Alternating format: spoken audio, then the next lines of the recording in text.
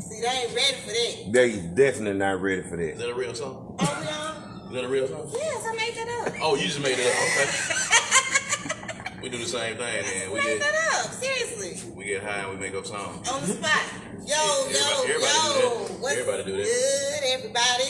Y'all tuned in to the Fox K Chronicles. It's your girl Foxy here. And who we got in the K tonight, man? Yeah. It's your boy the Kingmaker, Kamikaze, man. I am up in this thing, man. I had to get over here to the new Fox Cave. I felt neglected. Because I didn't even get into the original Fox Cave. I never went over there when I did my show earlier. We was over at my partner Reese's crib, and then she came over here. You know, when people move up in the world, when they move up, they forget all the little people that was with them in the beginning. I knew he was gonna bring that up. All the little people in the beginning that be with you before you get you know what I'm saying, before you get on top. You know, when you get up, you get a new set and, you know, lights and all that kind of stuff, man. Man. You really gonna do this? That's how I felt, man. But I'm here now, though. I'm here, so you know we can do it. You know we're gonna chop it up. Gosh, you know we're gonna chop it up. We got Kamikaze in the cave, and we're gonna chop it up with him. But first, let me send a shout out to my team. We got Rooster Black in the cave tonight. What they doing, Rooster? Rooster Black, say something. Just chilling. Alright. Just chilling. Shout out to my boy Jonathan Hollins as well. He would be here, but he's at home painting because he is an aspiring true artist now. Oh, that's dope. And he's painting and he's selling his paintings. So big old shout out to him for starting his own black-owned business. That's dope. So that's awesome. Shout out to my sponsors. Y'all know I can't forget them. Shout out to Ayana Pride for being my first sponsor for season 2 of the Fox K Chronicles for the entire season. So big old shout out to her. No doubt. Shout out to Steve Hendricks over there at Hendricks Tattoos and Piercings right here in Jackson, Mississippi. Listen, if you're looking for it to get tatted up, Steve is the one to go to. If you're looking for that piercing you've always wanted, Steve's the one to go to. So Google Hendricks Tattoos and Piercings. Instagram Stevie Hendricks 87. He is the owner and the artist. And Facebook, Hendricks Tattoos, man. That's right. Let's show our black-owned businesses some love. So big old shout out to Hendricks Tattoos and Piercings. No doubt. Also, Cliff Brewster over there at Palmo Valvo. Over there putting people in rides, man. Listen, if you ready to get on Mike and Ike, go over there and holler at Cliff. He gonna treat you right. He gonna put you in something nice. For real, for real. There you go. And make sure you tell him that Foxy sent you. 740 Larson Street, Jackson, Mississippi. There you go. Big old shout out to Cliff Brewster, Paul Valvo. Shout out to Arthur Toya Lobster. She's doing big things. Y'all make sure y'all call 977 and request do it again. Not only is she a female rap artist, but she is a black female author as well. Y'all make sure y'all go on Amazon and get the Mon Sitter book series. She's working on the next Mon Sitter book series. I think it's being edited as we speak. So y'all look out for that. Support black-owned businesses. Shout out to Benita McGee, who's a family friend and just wants to support the Fox K Chronicles. Thank you for being a sponsor, Benita. Shout out to Serena Davis, y'all.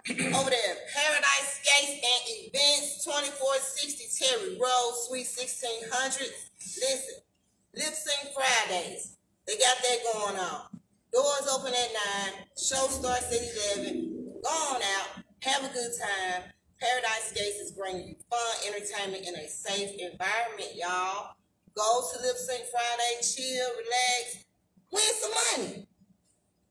Up to $100. That's a lot of money. But just coming out and having fun, man, that's free money. Pandemic out here, man. Get how you live. Get how you live. Get your money, man. Get your money. So make sure we support black-owned businesses. Big old shout out to Serena Davis, Paradise Skates Events, for being a Red Fox sponsor. Appreciate you.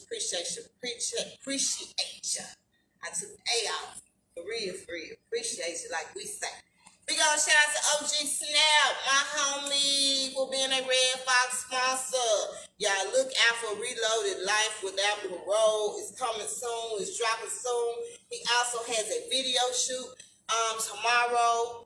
Y'all can look on his page about more information about that. They are shooting the stuck with AK-47. So big old shout out to OG Snap, doing big things, putting that work in, and thank you so much for being a Red Box sponsor for the 5K program. If anyone would like to be a sponsor, hit me up. I got 3 sponsor packages available. You can do the Arctic Fox, you can do the Silver Fox, you can do the Red Fox. Either one. I'm pretty sure there's one for you. So hit me up and I can give you the details about that. You got sponsors and everything. Hey, we gotta have sponsors, man. Man, you got sponsors. What's wrong with that? Oh man, you so large now. You still so Man, nah. I'm working my way up. Yeah, man. Well, I'm glad I got over here. The next time when you move up to the studio, I'm probably not gonna get an invite. So Kamikaze, I cannot believe we go ahead and get on here right now. You really doing this. Going up. You really doing this. Hey man, I'm here. We at Designer's Grill. Yeah.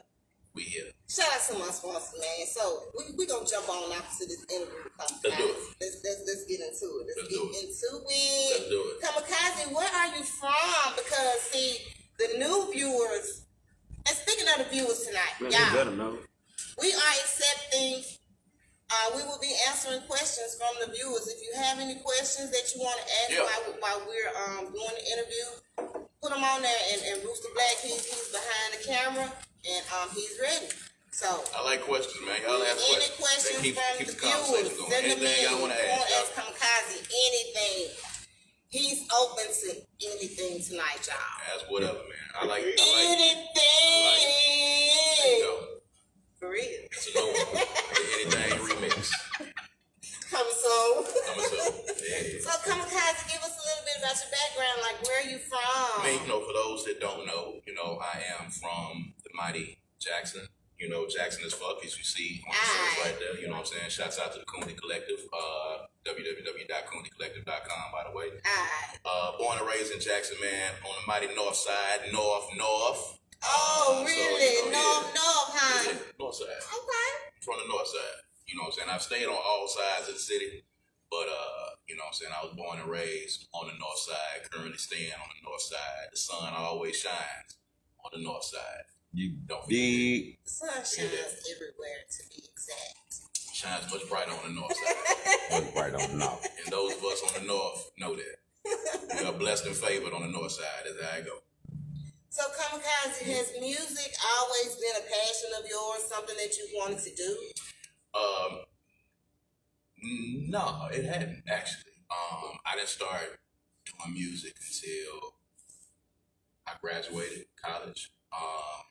What schools did you go to, Kamikaze? So, I grew up on the north side, so I went to Boyd Elementary School, and went to Chastain for junior high. Okay. And then when I left Chastain, I went to St. Joe over on Bowling Street before it moved out to Madison. So I went to St. Joe for high school, and then I went to, of course, I love Jackson State University, where I graduated. So my initial goal, my first thing, man, is that I was going to be a news anchor. I was a mass communications. Really? Yeah, I was a mass communications major, so I was going to be a news anchor or either write for a newspaper. So I was a broadcast journalism major. So I actually started out after college working in newspapers. So I worked at the Clarion Ledger, I worked at the Jackson Advocate, I worked at the Associated Press, I worked for all of the TV stations that are here. I got fired from every one of them. I've been fired from every newspaper, every TV station here. Kamikaze, what the heck you doing to get fired? I got bit by the music bug. So, while I was doing that, I got bit by the music bug. So I was really just biding my time, paying bills, working those jobs. And it's a pretty good job. The Associated Press for people in the journalism world, working for the Associated Press is kind of like the pinnacle. I had made it to the big leagues. I had actually moved over to Atlanta, and I was working in the CNN building in Atlanta. And, the music bug hit me when I was over there, man, and I quit. And I just started doing music, and I haven't looked back since then. Wasn't that good of a decision at that time. That was a bit of a mistake to leave my job that fast. But I did leave it, and I started doing music, and I've been doing it ever since. Wow. I did not know you worked at like the news stations and I got a degree in mass communications and broadcast journalism, so I always had something to fall back on, in spurts where the music, wasn't connecting where it needed to. But I was doing that before I started doing music, and then I got into the music. And once the music bug hit me, for those that know, once the bug hit me, what I'm saying, I was gone. Been gone since then, what I'm saying. I've been on it. When the bug hit you, what was the first thing you did musically? When the bug hit me, I'd already done some music, but I wasn't really serious about it. I didn't see it as a career. I didn't see it as something that I would be doing full time. So, I was doing music, but when I got to Atlanta, myself and Banner, we had gotten in the source for the unsigned hype in the source, and that kind of opened people's eyes about what we were doing. So we started getting some phone calls, and people started kind of inquiring about what we were doing. So man, I was at my job, and I got my first phone call from a record label that said, we want y'all to come in and sit down with us and talk with us. And man, that's all it took. He just said, I want y'all to come in and we're going to have a conversation. He didn't say nothing about a record deal. He didn't say anything. That man said, I want y'all to come in. I want y'all to have a conversation. I'm talking about I hung that phone up and I wrote my resignation letter and I left right then. He done quit his job, y'all. I quit right then. I quit right then. One of the worst mistakes I ever made, but it was a learning experience. But that man, we went in and had the conversation, and we didn't even end up signing with them. It was just a conversation, that started, before we actually ended up getting signed. But that day, when I got that phone call, I'm talking about when I hung the phone up, and I was at work. When I hung the phone up, man, I got on my computer and wrote my resignation email and sent it in, and I left that job and came back to Jackson. It didn't end up signing with them. Kamikaze. Okay, I'm gonna back it up a little bit because I want to know, like, how did you meet? How did you and Banner meet? Like, were y'all already friends? And how did y'all even start Crooked Lettaz? And why the name Crooked Lettaz? Well, we were a part of this crew called the Stew Pie Stowaways. So for those that know the history of the city, the Stew Pie Stowaways was kind of like the backpack lyrical crew in town. So it was the Stew Pie Stowaways, and it was a 601 clique. So it was our clique, and then it was the clique that had, the 601 players and Renegades and Reese and Bigelow and Mellow T and them, Valley of the Dry Bones, all them folks, DSP, all them folks. So you had the 601 clique, you had the Stew Pie Stowaways, and me and Banner were in the crew together. And, we were just trying to figure out ways for us to come together and continue to do music. So he came to me. We were always on songs because we had this crew, so we'd always be in competition on who would get on the song and had the best verse on the song. And it was always me and him. So he came to me and he was like, hey man, we need to put a group together so we can represent Mississippi. I'm dope, you dope. Let's put a group together. And he came up with the name. Banner actually came up with the name Crooked Lettaz. And he said, we're going to call ourselves Crooked Lettaz because when you say Crooked Lettaz, you are saying Mississippi. So whenever somebody says our name, they're going to be saying and paying homage to Mississippi. So that's how the name Crooked Lettaz came up, man. So, Banner came up with that.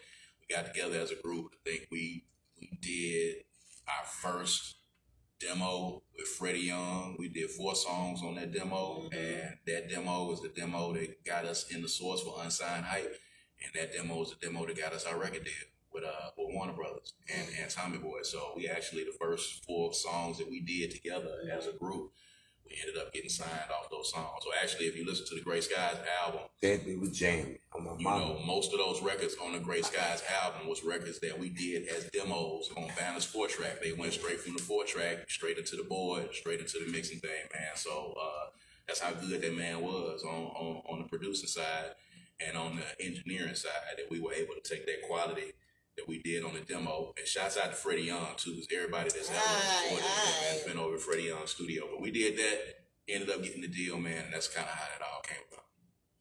Now, Kamikaze, I want to ask you this because, me and you had chopped it up a little bit before the show started. And y'all recently celebrated 21 years since Crooked Lettaz dropped. Yep. Tell me about the type of music that Crooked Lettaz produced, like, and the vibes that you get and the messages that you were trying to send. I mean, we were a hip hop group. I mean, if you go back and listen to the record, man, we were talking about stuff that people are just not talking about today. I think this is one of the reasons why, with a lot of people, the album was ahead of its time. We were talking about, you getting embedded with computer chips in your hand. We were talking about that. We were talking about credit. We were talking about a digital age. We was talking about all that stuff on the album, man. We were college students that did a lot of reading, and we were hip hop lovers, and we were hip hop fans. So that album was really a hip hop album, but it was a hip hop album with a Southern spin on it. With us being from Mississippi, so it had a Mississippi flavor to it. And at the time that we was coming in the game, it wasn't a lot of Southern artists that were out there. And we were the only Southern artists that was on our label at the time. So that music was, really conscious. I would say it was more conscious than anything.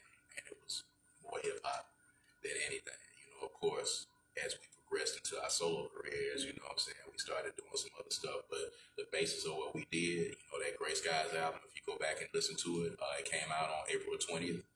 21 years ago, came out on 420. This was before 420 became a big thing. Right. You know what I'm saying, at the time. But it came out on 420, so it's available on iTunes, Apple Music, Spotify. Man, they Lettaz, Gray Skies. Don't sleep on it. Check it out, man. And go people, just, pay some respect and homage to Mississippi, man. Right. We was talking about Mississippi before anybody else was in the game. We put the entire nation up on Mississippi. We had the entire nation talking about Mississippi and looking at Mississippi, you know what I'm saying? We was the cats that did that. We were the cats that set it up. Us and Wildlife Society. Definitely shouts out to Mellow T. Okay. Shout out. I can't leave them out because they actually got their deal before we did. But Crooked Lettaz and Wildlife Society, we are the people that put Mississippi on the map. Sure so is. All you cats that are out there now, when y'all are saying now you want to put Mississippi on the map, Mississippi already been on the map. We put Mississippi on the map back in 1999, 2000. It's already been done, so ain't no need for y'all to worry about that. So, we did that. So, shouts out to them. For real. And how much success did you all have with Warner Brothers? Financially, zero. I tell a lot of people that was a learning experience for us because we got fucked over by a manager. We had a manager that took our publishing and stole about probably maybe $150,000 from me and them. And it's one of the reasons why we had to learn the business ourselves. We had to learn, we had to teach ourselves how to read contract. We had to teach ourselves, how to handle business. We had to teach ourselves how to get into these meetings because, we were so jilted after we had this case where this, manager fucked us out of all this money because we didn't know our way around the business. So it was just a process of us learning the business, man. So, it was good for us getting Mississippi's name on the map. But financially, we didn't make any money, Actually, when we left the label, we was broke. We came right back to Mississippi and we was right back in the same shit we was in beforehand, probably in a worse situation than we was in. So, we lived it, man. We lived the highs and the lows. These facts, y'all. These facts. So, it's crazy. You got to make sure that you on top of your business, man. You know what I'm saying? So the advice that I give and the stuff that I tell people, man, when I consult and people come and talk to me about what to do in the business, it's because I lived it. Right. So I'm not telling you anything that I didn't already experience, and I'm not telling you anything that didn't happen to me. It's very easy. You may think that you're the smartest person in the world, but it's very easy for you to get taken fast. So it's important that you be on your business. So having a record deal does not mean you're going to be rich. Having a record deal does not mean it's going to be the only one that you ever have. It doesn't mean that it's over at that point. As a matter of fact, that's when the work really begins. Right. So, we had that record deal. It went horribly for us financially, creatively. It was good. As far as putting us up on the map, it did that. But, we were broke after that was over with. You know what I'm saying? So it led to, the other series of events, man. But yeah, that's what happened. I would have never known. Oh yeah, no doubt. Damn, man. No doubt. Get my little, some of my little stuff I got over here. You got the notes over there? You got the notes? No, I got my notes, man. Got my notes, man. I'm gonna take a little liquor break. You go ahead and ask the question.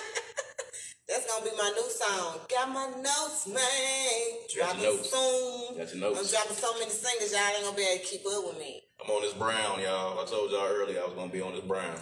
He said since starting at 5 o'clock. Yeah, I started at 5. It's about 5:15. I would say I started right at 5. I started, a little bit after 5. I came with him. Yeah, I came with him. After 5, man. That brown. Gonna be on that brown, y'all. That brown gonna make you climb. So Kamikaze, tell us about how you came to part with Third Coast Radio. How did all this start? Well, Third Coast Radio is something that happened. It's a part of Jackson Indie Music Week. It's an offshoot of Jackson Indie Music Week. It's just a vehicle that we put together for us to be able to support independent music. So we are on MPB every Saturday night at 11 p.m. We broadcast all 82 counties. We're the only radio show that plays what we play, that broadcasts to all 82 counties all at the same time at 11 o'clock on Saturday night. We are on all over the state. So if you got partners in Tupelo, you got partners in Gulfport, you got partners in wherever you got them at, if your record is getting played on Third Coast Radio at Saturday night at 11 p.m., they're going to hear it all over the entire state. And then we also on SoundCloud. So after the show airs, you can go back and listen to all the old episodes online as well. Just check Third Coast Radio on SoundCloud, and you can go back and hear all the episodes. You can hear all the music. And, we are up to almost 80 shows right now. So, awesome. So we're almost up to 80 shows. So, it's a vehicle. If you are listening to this right now, send your music. Make sure it's clean. That's make what sure I it's was a radio version. version. Yeah. Send it to Third Coast Radio MS@gmail.com. Third Coast Radio MS@gmail.com. Send us an MP3. Make sure that it's clean. It's got to be super clean and super radio because it's MPB. So you send us that music, man, and we're going to play it. We play absolutely everybody. We don't charge you to play anything. If you send us the music, we're going to put you on, and we're going to let you get played on the radio show. And if we get some good feedback, we'll have you in the studio, as a guest, and we'll interview you. But send the music in. You know what I'm saying? That's all you got to do. Just send the music in, and we're going to get it on. We actually put a post up today asking for music because, sure did. And I jumped up under there. And we need to keep, we take all genres of music now. It's not just hip hop. We take Southern Soul, we take blues, we take R&B, we take rock bands, whatever it is. If you are an independent artist in Mississippi, we will play you on the show, so send it in if you watch it. This is for everybody, you heard that, Trina B? This is for everybody. And this is free exposure, free radio play. It is. We don't charge anybody to do that. It's not a fee to do it. If you send it in, we're going to put it on. And we're going to play it. We're going to shout you out. And if it starts getting a reaction, if people give us some feedback, we'll have you in the studio as a guest. It's just that simple. So make sure you send your music in. Like real time, send your music in.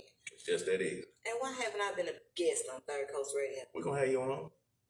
I don't try to switch it around on me now because, I'm just not getting over here. Don't try to switch it.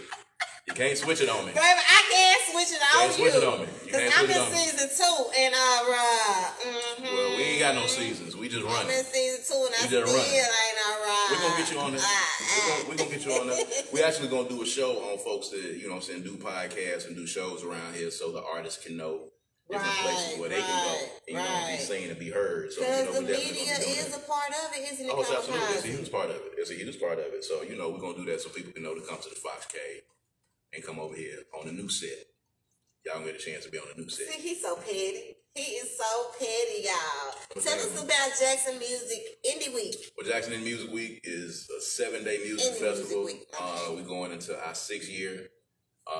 It's a 7-day music festival that we do here the second week of January. We're actually having gym weekend because, this year, because it was COVID, we didn't get to do everything that we usually do because there was a lot of restrictions. So we're going to do a gym weekend, which is going to be June the 3rd through the 6th. Okay. So we're going to do a smaller version of what we do for Jackson Indie Music Week. And they're actually getting ready to announce the artists they got picked, I think, on Monday. We're going to announce the artists they got picked. We're going to announce the venues, and we're going to announce the schedule. And we're going to have 3-4 days where we're going to have music. You know what I'm saying? We're going to be over in the district. By where Fine and Dandy and Salem Movies is, New Salem Movies. We're going to be over there. We're going to be at Fondra Park doing some stuff. We're going to be at Hannah Miles doing some stuff. We're going to be at 1 Block East. We're going to be everywhere. So we're going to have different music at all these venues. So we're going to do a smaller version of Jackson Indie Music Week in June. So, all you got to do is go to JacksonIndieMusic.com, JXN, JacksonIndieMusic.com, and you can get all the information on Jackson Indie Music Week and all genres of music. It's just another vehicle that we're giving you to be able to promote your music as an independent artist. You know what I'm saying? This is what we do. This is what we do. So you got outlets out here for you to be able to do what you need to do. You got outlets, so don't say you don't. Just say you ain't heard of them yet, or you ain't done enough research to find out about them. That's gonna be on you. Right. And y'all can't be saying it ain't nothing to do. You know what I'm saying? They bringing these events and everything, and especially if you're an artist, it's very important. You know what I'm saying? To be a part of these things and get information on how to become a part of these things. So, no doubt. Big shout out to Jackson Indie Music Week. Big shout out. No doubt. So tell me about what you got going on Saturday at 2:30 p.m. Oh man, that's not even music related, but I'm all in your business. Oh, you all up in there. So if you're watching right now, my wife and I have this event called Love and Life. This is the 9th year that we've been doing that. This is Love and Life 9. And we have a panel discussion over at our offices at the Synergy Link building. It's 135 Bound Street. And it's a panel discussion. And it's a panel discussion about life, love, sex, marriage, divorce, relationships, all of that. So we have a real adult, candid conversation. Nothing is off limits. And we have regular people come in. Our panelists are made up of married couples, they're made up of single people, they're made up of divorced people, made up of same-sex couples, made up of people who want to be single, made up of people who, you know, are dating and not having luck at it. So basically we go in and we talk about all of those things, and we have a real adult conversation about it. So it's always a good conversation. I'm talking about it's always a good conversation because everybody keeps it real. Everybody, you know, just shoots from the hip. It's a real candid, it's a real adult conversation, so it's nothing off limits. So the language might get a little risque in there for you, but we talk about everything. You know what I'm saying? Like I said, from love, life, sex, marriage, divorce, relationships, everybody is given their experiences, and it's absolutely free. So, you know, tomorrow at 2:30 at the Synergy Link building is at 2:30 p.m., 135 Bound Street. That's 135 Bound Street. It's kind of across the street from the green room right there. You'll see the building. For those of you that know where the green room is, on Bound Street. 135 Bound Street. Come through tomorrow. It's absolutely free. And you can come in and sit in on the discussion, and you can participate. You can ask questions. We'll have some experts there, relationship experts that, you know, answer some of those questions for you. But really, it's for people to get around, man, and kind of just talk, man. It's grown folk talk. It's grown folk talk that we'd be talking about if we was just sitting around, you know, kind of kicking it. But it's grown folk talk that we're going to have, and it's going to be a panel discussion. So, you know, y'all come out and check that out, too. Now, Kamikaze, how often do you all have this? Because Just once a year. Just once? Yeah, once a year. We talked about doing it. This. I just found out about it. We talked about doing it maybe 2 or 3 times a year because people have asked us to do it. But, you know, it's a lot because we got so much going on. And, you know, my wife has 2 businesses that she has, and I'm doing my stuff, and I'm always gone with Silas doing something, or either one of my artists. So it's kind of hard putting it together. But we do it in April of every year, and we talked about maybe doing one in the fall, too. So just, you know, be on the lookout for that. And then we're going to try to, you know, videotape it and have it up, you know, because we do take questions from people that are watching online. So, you know, we can do that as well. Awesome. So make sure y'all come through if you can. If not, you know, check it out. I think we'll be going live from one of our pages tomorrow, and you can actually ask questions as you're watching it live, so you can do that too. All right. Awesomeness, man. You know, I'm on top of all that, everything you got going on. Tell us about Juneteenth on Ferry Street. Juneteenth, man. You really, man. Get off my stuff. You really been looking, man. You really been looking. Yeah, Juneteenth on Ferris is going down June 19th, down on Ferris Street. This is our 5th year doing Juneteenth. Of course, you know, last year we couldn't do it because of COVID. So this year, man, every year we have about 2,000 people down on Ferris Street. It's music, it's vendors, and we celebrate culture and we celebrate heritage. For Black folk, Juneteenth is our holiday. It is our Independence Day. And we celebrate it to the fullest. There is a parade beforehand. It starts at 4 p.m. And then the festival starts at 5. We have music out there. People tailgate. Wow. You know, it's tailgates out there. And it's vendors. You know, if you know where the Alamo is, we have vendors that stretch from the Alamo all the way down to F. Jones Corner, past F. Jones, and up the other side of the street. So we got vendors set up. If you want a vendor slot or a tailgate slot, you need to get it right now. I think the number is 927-8867. I think that's right. 601-927-8867. Or you can email juneteenthonfarris@gmail.com to get you a vendor slot because you want to be out there. Because I guarantee you, we get 2,000 people easily, like it's nothing, every year on Fair Street because everybody's waiting. But this year, since people hadn't been out, and this is going to be one of the first events that happen, we're looking to probably do maybe 3,000 or more people down there on that street, man. You know, we start in the evening. Once that heat then, you know what I'm saying, subsided down from, 160 and it came down, you know what I'm saying, to a manageable degree. And then we start at 5 o'clock and then we go to 10 o'clock, on Fair Street. And then pretty much everybody walks down to F. Jones Corner and then they pack F. Jones Corner out. And that's how we end the night, man, celebrating culture.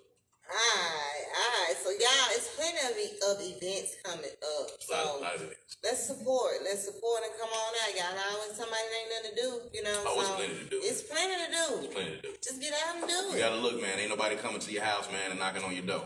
You know what I'm saying? They not gonna do that. You gotta get out. You gotta look for it. What's that, Carlito? That part. Yeah, that part. No doubt. So, Kamikaze, let's jump back on the music now.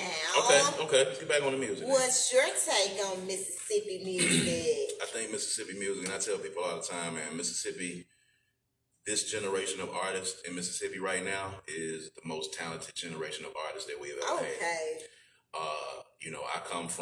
I consider myself to be a part of the first generation because when I started rapping, you could count the number of people who were actually doing music at the time. And I know, you had Reese on the show and a lot of people. So it was only a handful of people. When I was rapping and when I first started rapping wasn't something that was popular. You know what I'm saying? A lot of people told us that it was a fad and it was going to, be something that was going to eventually phase out. And you can count the number of people who were doing it. So, now, in the city or the state or wherever, you can pick up a rock and chunk it down the street, man, close your eyes and you're going to hit a rapper upside the head. So, but this generation, man, really seriously, I tell people all the time, is the most talented generation of artists ever in the history of this state. If there's going to be any moment in time where, we break through in the world, sees 5 or 6 or 7 different artists from Mississippi, this is the time. The only thing I think that we're lacking in a lot of instances is just having a business sense. Being able to go up and walk up into these boardrooms and sit at these tables, these conference tables, and be able to negotiate deals or know how to negotiate deals or know how to put a tour together or know how to navigate the waters as an independent artist. There's a lot of stuff that's out there. So it's a lot more to it than just making the music and rapping. It's a lot more to it. But the talent side, I've been all over this country, and there is not another state or city that I have been to that jams harder than Mississippi does.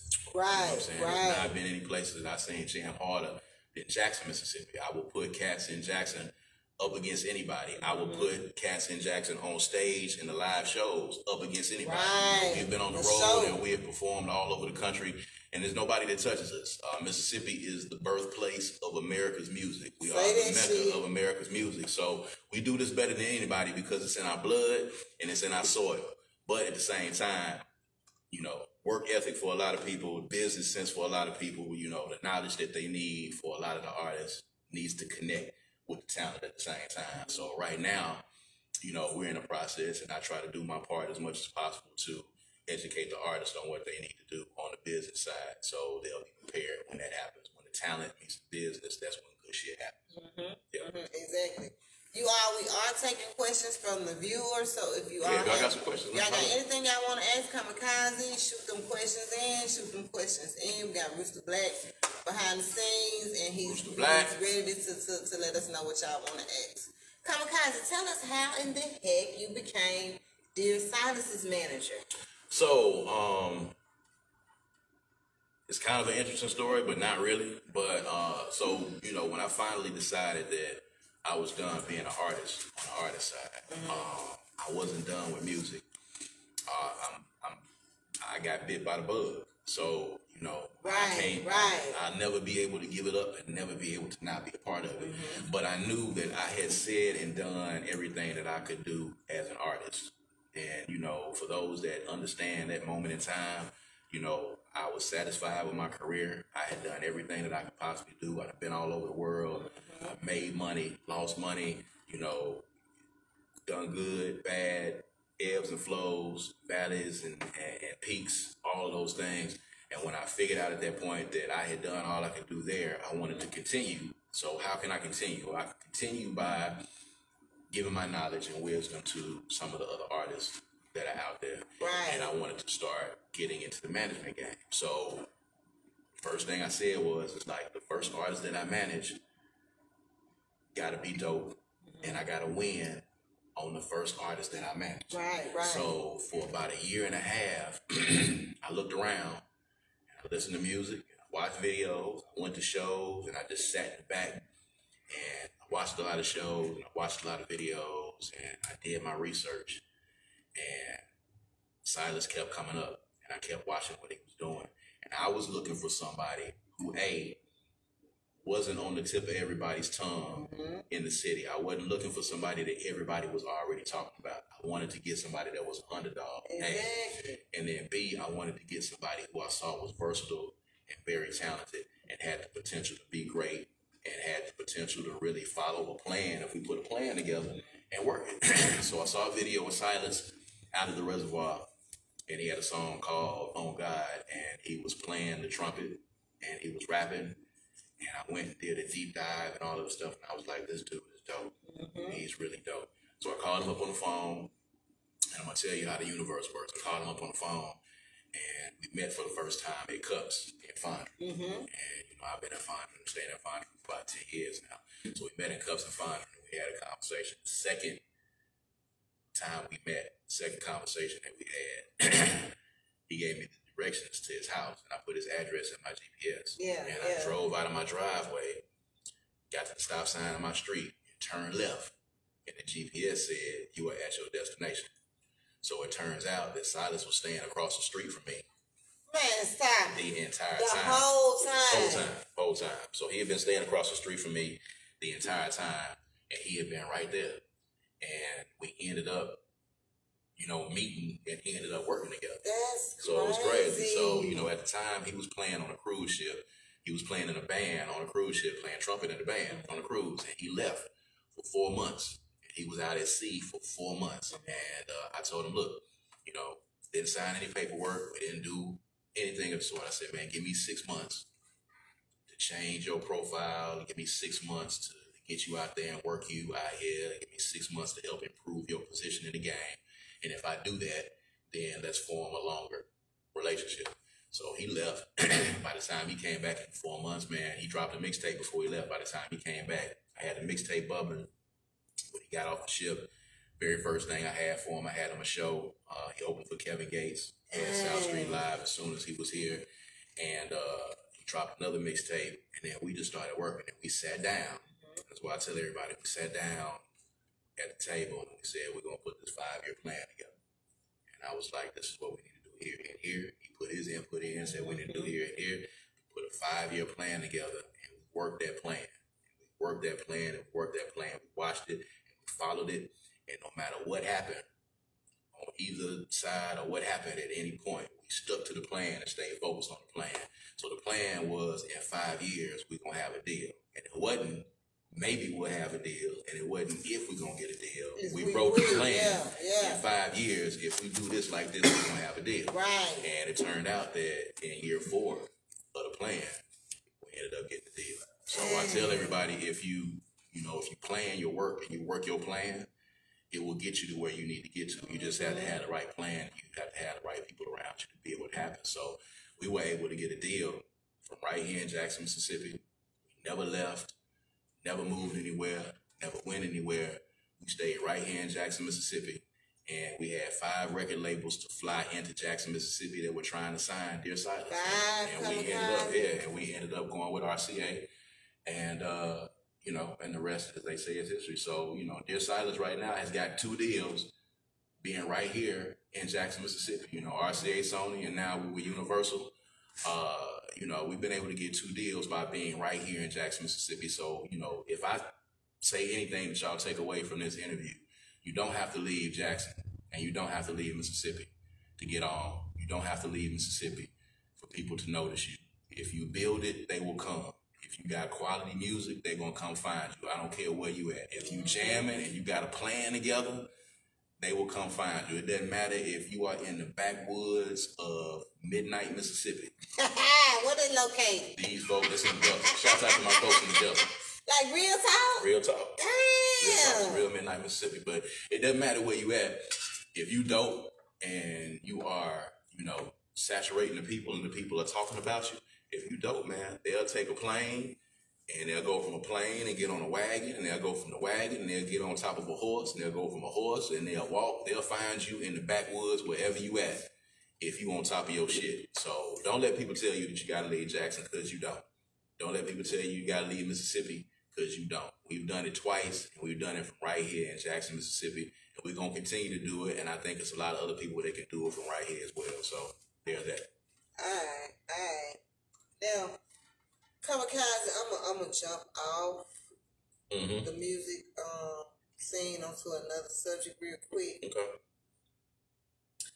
I want to know, what's your take on the 15-year-old being shot?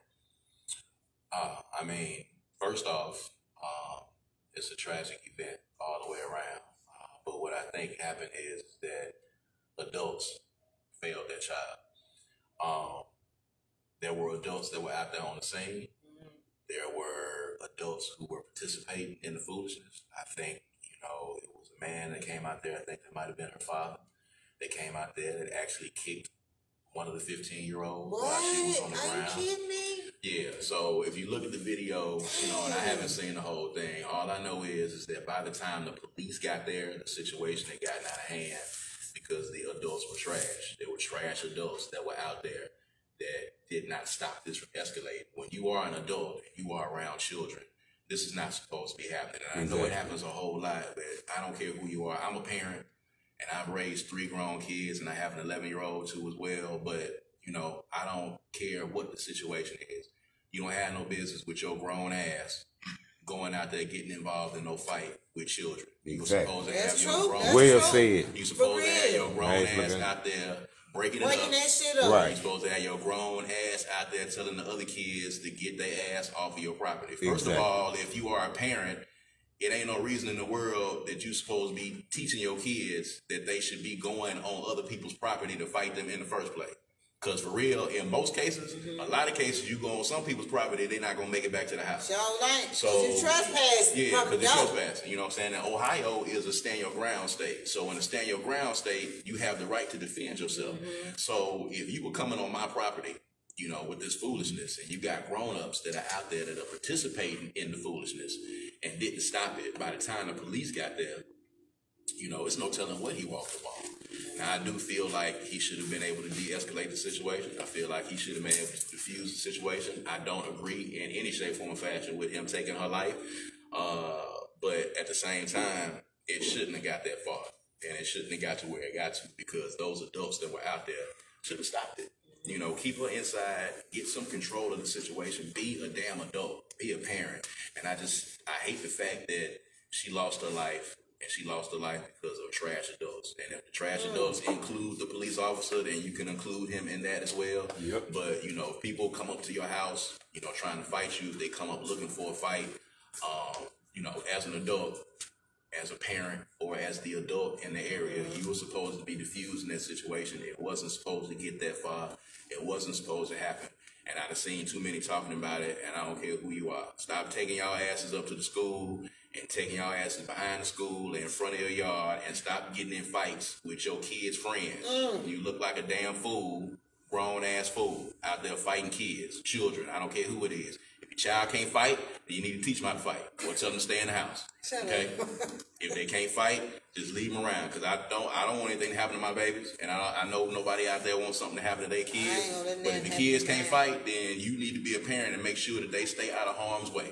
You don't need to be jumping in on fight. And if they in a fight and they getting their ass whooped, is what happens. But at least they'll live to see another day. And they go inside, watch some boxing videos, some shit, karate videos, and learn how to do something.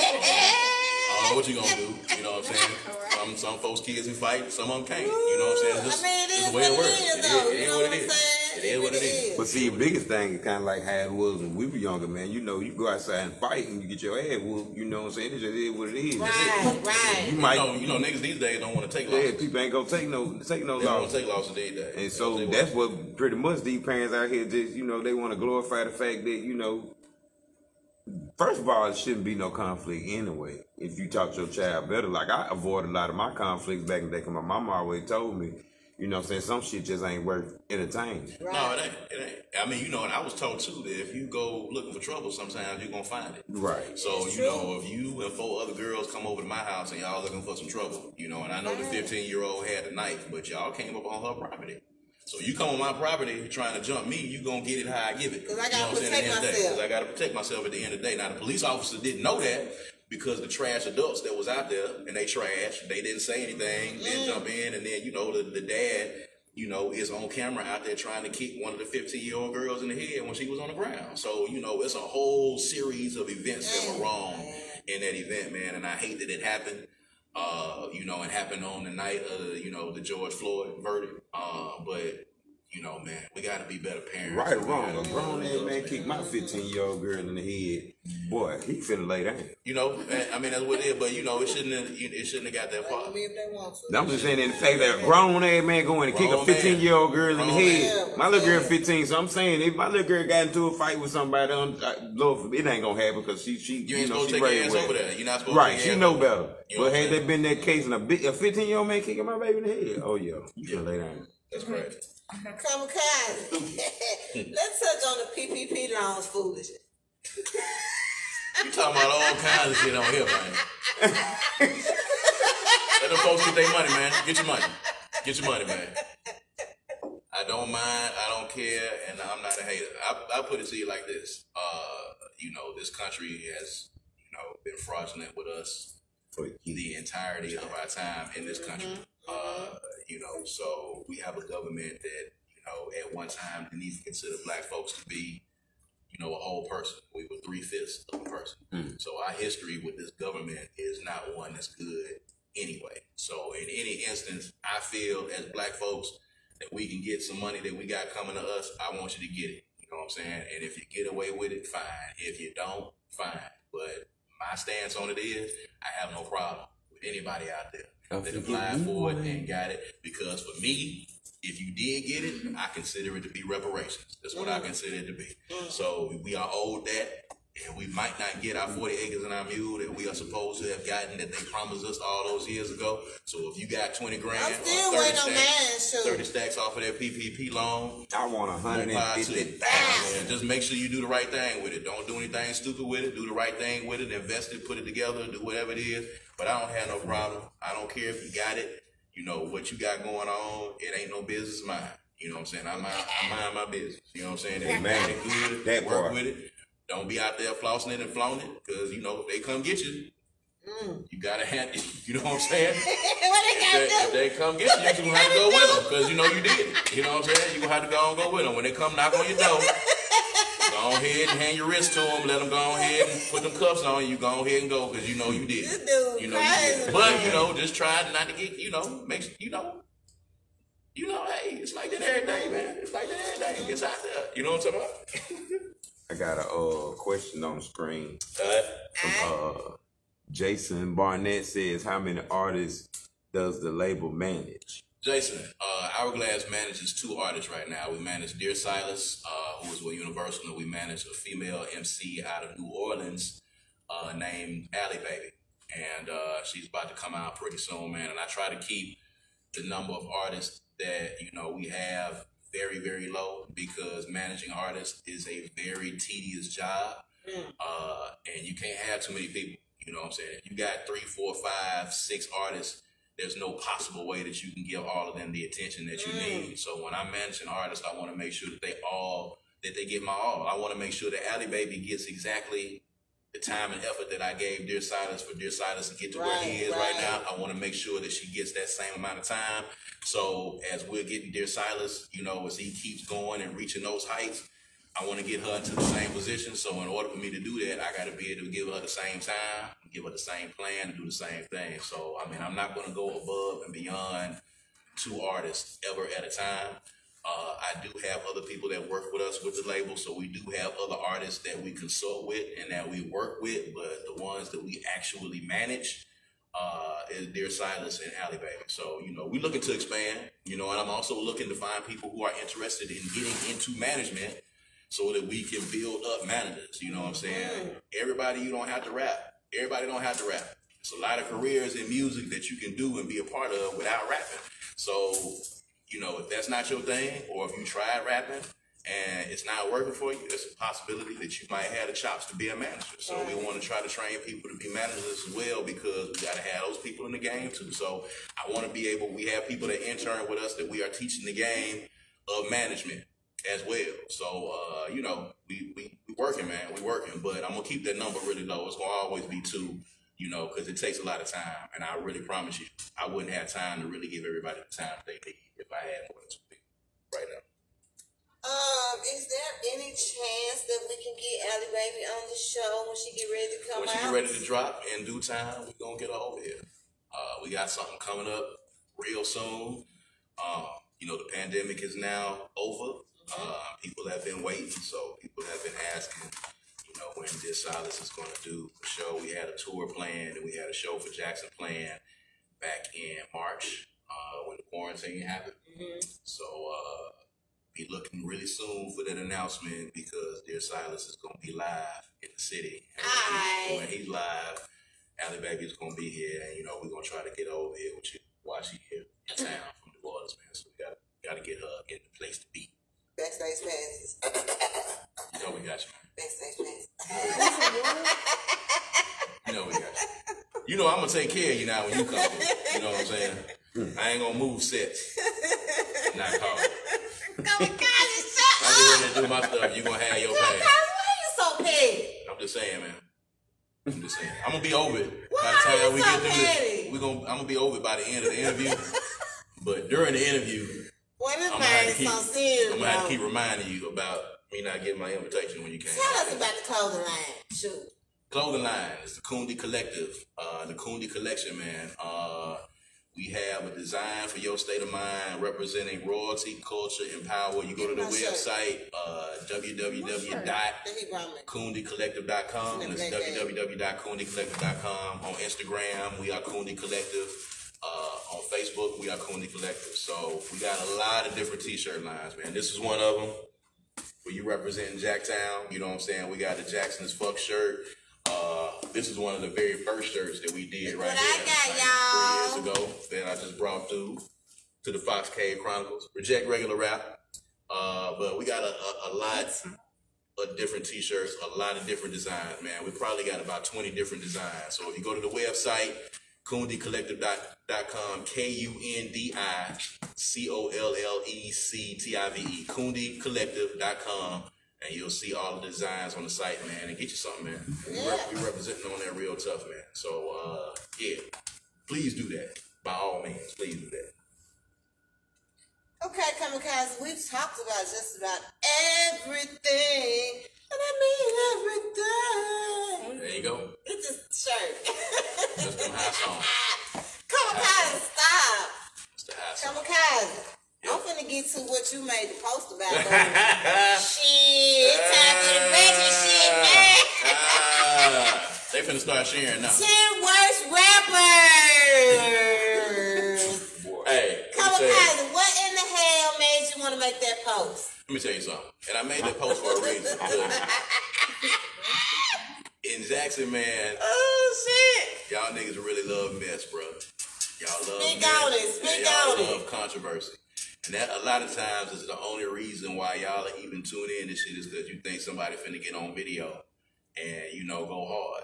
And it's too much talent in the city. Too many people doing too many good things. And too many good interviews going on the Fox Cave Chronicles and going on Speak Aloud and going on Black with No Chaser and all the people that are doing out there. There's too much good stuff going on that you need to tune into instead of you waiting for somebody to get on camera and come with some bullshit or come with some controversy for you to watch what they're doing.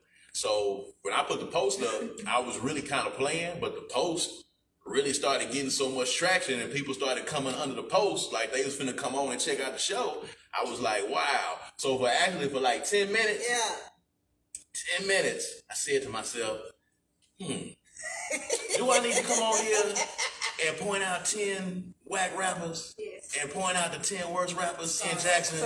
Or do I need to come on here and use this as an opportunity to say what I said? You know what I'm saying? But I would rather use this as an opportunity to talk about who I think, you know, some of the top dogs are and who are the people that people need to be looking out for and they need to be watching. Because, you know, I might think somebody isn't good and you might think they're good.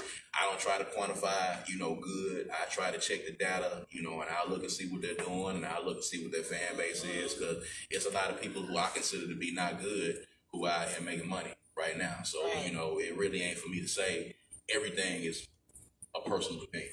That's what I kind of tell everybody. If people get bent out of shape when they see these lists, they get bent out of shape when people give their opinion, but it's somebody's opinion. Exactly. And everybody has one. So it's nothing that you should internalize or be worried about if somebody is giving their opinion about it at the end of the day. It really doesn't matter. What matters is what you're doing with your brand and your music and your plan. That's the only thing that matters. So different people can put lists up, man, and it doesn't matter. If you're naming it on it, it doesn't matter. Because a list has never put money in anybody's pocket. Never got anybody a deal, never did anything for anybody. All it does is really cause controversy at the end of the day because, you know, everybody feel like they should be on the list and maybe they're not ready to be on the list or not. And it just creates more division and then it creates motherfuckers not working. If you work, you put in the work behind your music, you won't have to worry about what the fuck is going on with the list really at the end of the day. So, Jonathan said he was here for the mess. I know. Tuning in for the tea. I knew it. They was coming in for the mess, man. Get them, Kamikaze. Get them. They was coming in for the mess, man. That's why I had to come back with the post. Yeah. Because I didn't want to get on here and have 300 people on here and they would be waiting for this 10 worst rappers list. And then the next thing, you know, man, y'all ain't finna have me, you know what I'm saying, dodging bullets and having to fight every time I come to my house every day, man. Y'all ain't finna have me like that. I ain't got time to box my way to my car every day. You know what I'm saying? And dodge bullets because these folks take this serious, man. They be mad. Yeah. They feelings. And I want to thank you for making the post because I've gotten so many followers on the Fox K Chronicles business page and so many people they want to see it, joining the Fox K Chronicles group. They want to see it. They wanted to see it burn to the ground, baby. They was ready to see it. They was ready to see it, man. They was ready to tune in, man. They was ready to see it burn to the ground. Y'all something else out there, man. I'm telling you. Y'all is something else out there, man. But, you know, at the end of the day, like, you know, you'll figure out if you're doing what you need to do with your music because it'll connect. If it's not connecting, then there's something wrong that you're doing. You know what I'm saying? If it's not working, then there's something wrong that you're doing. If you don't have a fan base out there, something, you know, I see a lot of motherfuckers make videos, they go on rants and they make posts and they blame a lot of other people. They blame everybody else for what's going on with their music. And one thing that I never hear when I hear cats do this, I never hear or I've never seen anybody make a video where they said, it's my fault. Never seen anybody say on a video, my music could be better. I've never seen anybody say my plan could be better.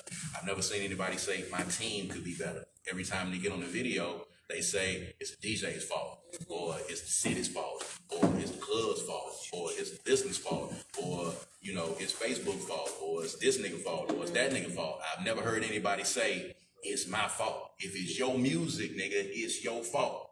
Okay? It's your music, your plan, it's your fault. Have accountability for yourself and have accountability for your music and just say to yourself, what can I do to make my shit connect? Right. What can I do to make my shit better? What can I do to get people to listen? Because you have people around here whose music is connected.